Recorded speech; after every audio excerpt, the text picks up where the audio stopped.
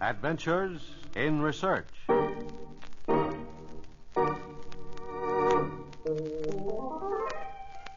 Open, please, says your dentist. And so you do. For a brief instant, you feel a hypodermic needle. And then, nothing. Your dentist can drill. He can extract your tooth. You feel no pain. Why? Because in the wake of the discovery of general anesthesia, men of science discovered local anesthesia.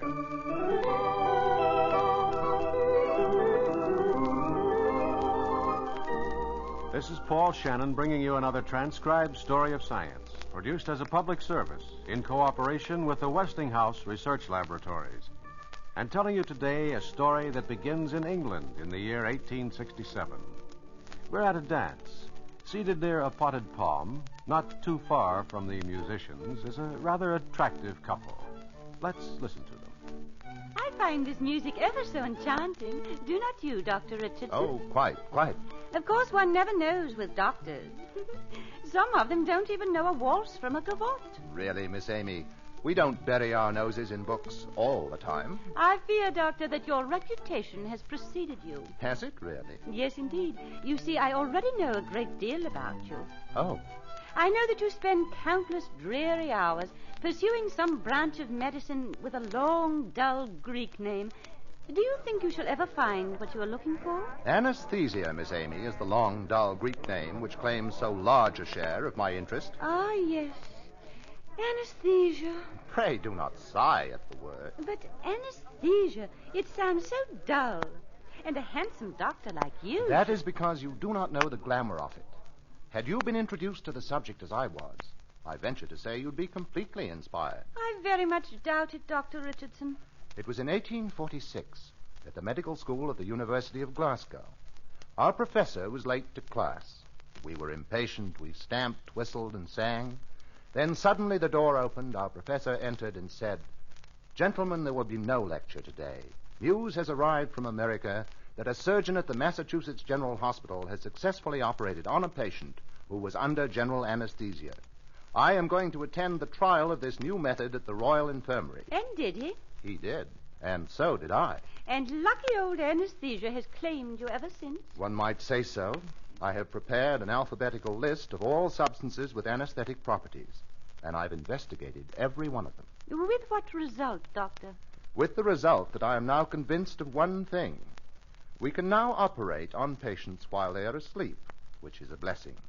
But we also need to be able to operate on them while only part of them is asleep. I'm afraid I do not quite grasp your meaning, Dr. Richardson. Well, suppose I put it this way. When a dentist extracts a tooth, Miss Amy, he wants his patient to feel no pain, yet would prefer his patient to remain fully conscious, easier to work on. The same thing is true of many surgical operations. You see, what I seek is local anesthesia, and I mean to find it. I'm sure you shall one day, Dr. Richardson. And now that I've bored you sufficiently, may I have the honor of this dance? I should be delighted, Doctor. But first, a touch of cologne. I say, this is a bit strange. Some of your cologne sprayed on my wrist. Did it really? Yes. And the funny thing is, the skin feels cold. It does? Yes, because the cologne's evaporating. Let me pinch some life back into it for you. There. Mm-hmm. You did pinch quite hard, didn't you? Why, yes, of course. I hope you don't think I'm being bold, Miss Amy, but would you pinch my wrist again? Do you really think I should? I really think you should, in the interest of science. Very well, then, in the interest of science. There. Now, don't tell me you didn't feel that. Just faintly. You know, I think this cologne of yours has given me an idea. How wonderful. And now, Doctor, didn't you mention something about dancing? Dancing? Oh, yes. Yes, of course.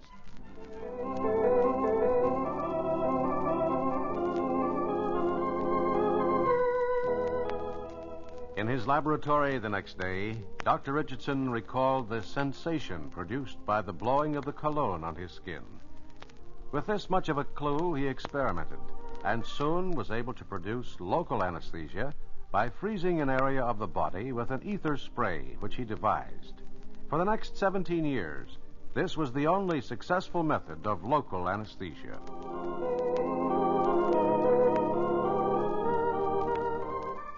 For the next advance, we go to an Austrian naturalist named Scherzer, who in the second half of the 19th century brought back from South America some of the leaves of the strange cocoa plant, supposed by the Incas to have mysterious powers. These specimens reached the laboratory of Friedrich Wöhler in Germany, who turned them over to his assistant, Albert Niemann. It was Niemann who first isolated the cocoa leaf's active ingredient. He named it cocaine and stated, Cocaine indeed has remarkable properties. It benumbs the nerves of the tongue, depriving it of feeling and taste.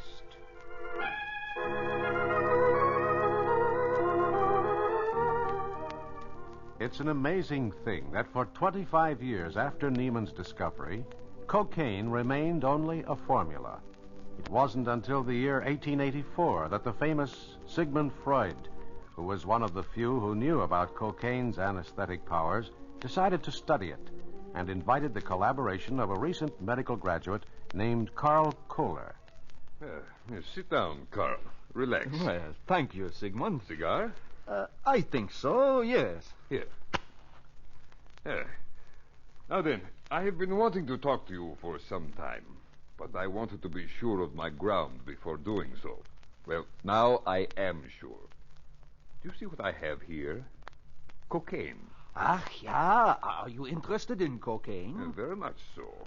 To me, it is not familiar. But why are you so interested? It has some unusual properties.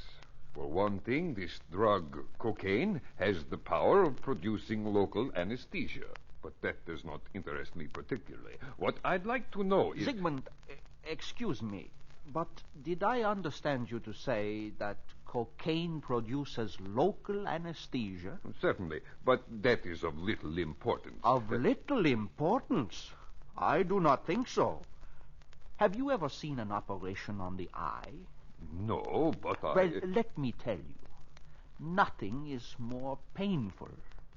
If cocaine is really what you say it is, think what a help it would be for such operations. Of course, but I happen not to be interested in cocaine as an anesthetic. I am interested in its general nature. All right, let me make a bargain. We shall conduct experiments on it. You will find out what you want to know, and I will find out what I want to know. Agreed? Agreed. For information regarding the general nature of cocaine, see Dr. Sigmund Freud. And for information regarding cocaine as a local anesthetic, see Dr. Karl Kohler. Correct. And now, let us get to work.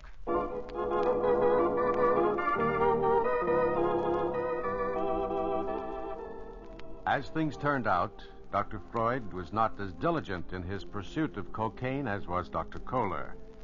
Freud went on an extended visit, and when he returned, he found that his friend had already made decisive experiments using cocaine as a local anesthetic. In September of 1884, at the University of Heidelberg, a Congress of Eye Specialists gathered to observe the latest techniques in eye surgery. And by far the most interesting demonstration was the one performed by a Dr. Joseph Brettauer of Trieste. Observe, gentlemen, this vial of liquid sent to me by Dr. Karl Kohler of Vienna. It is cocaine, a new desensitizer for use in work on the eye. Excuse me, Herr Doctor. Yes, nurse. Here is the patient. Thank you. Allow me to introduce my patient. May we have your name? My name is Hans Schmidt, Herr Doctor. And your condition is glaucoma. Yes. Now, I need hardly ask whether eye examinations are painful to you. They are very painful, Doctor. They were very painful, Herr Schmidt. Today, for the first time, your eye will be examined and you will feel nothing. Absolutely nothing. Do you understand that? I would like to believe it, Doctor. Very much. Very well. Have confidence. Gentlemen, we begin. In this medicine dropper, there is Dr. Kohler's cocaine. cocaine, gentlemen. I will now apply a few drops to the patient's eye. Now, how does that feel, Herr Schmidt? Cold. Good.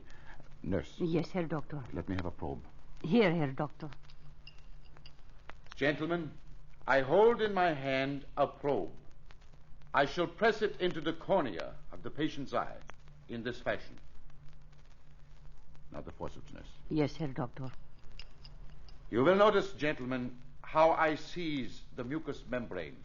I move the globe of the eye to the left, now to the right, again to the left, now back to the right. There. Well, Herr Schmidt, tell us what you felt. I felt nothing, Doctor. Nothing at all. You see, gentlemen, this is really a historic occasion. For the first time in medical history, an eye has been probed without pain. I think you will agree that finally, after much trial and error, we eye surgeons have an effective local anesthetic, cocaine.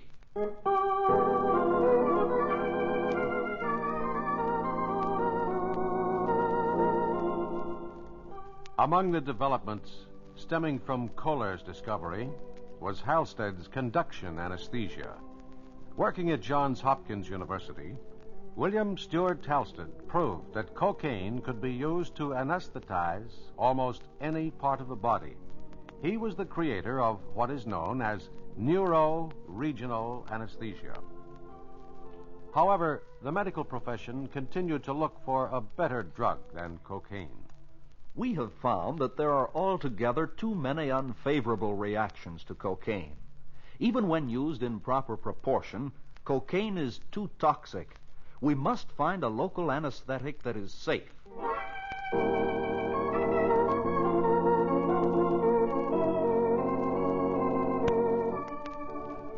An answer came in 1904 when Alfred Einhorn synthesized procaine, more commonly known by the name of Novocaine. Weaker than cocaine, it still takes effect fairly promptly, and when used in proper amounts, produces practically no undesirable effects.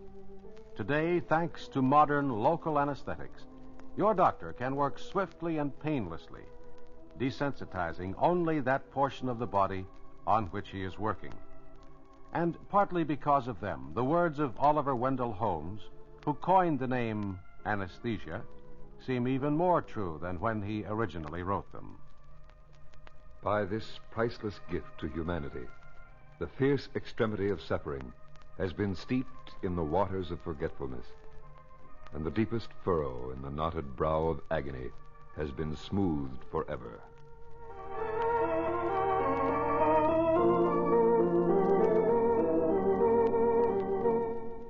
Yes, the men who developed local anesthesia added another bright page to the story of science in the service of mankind. An achievement which certainly would have surprised the good Dr. Richardson, who helped pioneer a new science and found a touch of Cologne, an important ingredient in his adventure in research.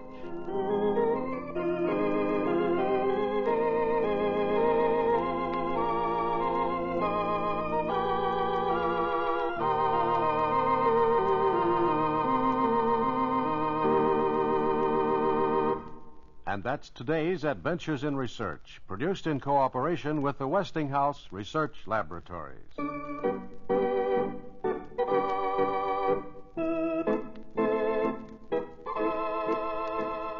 These programs are broadcast to Armed Forces personnel overseas through the facilities of the Armed Forces Radio Service.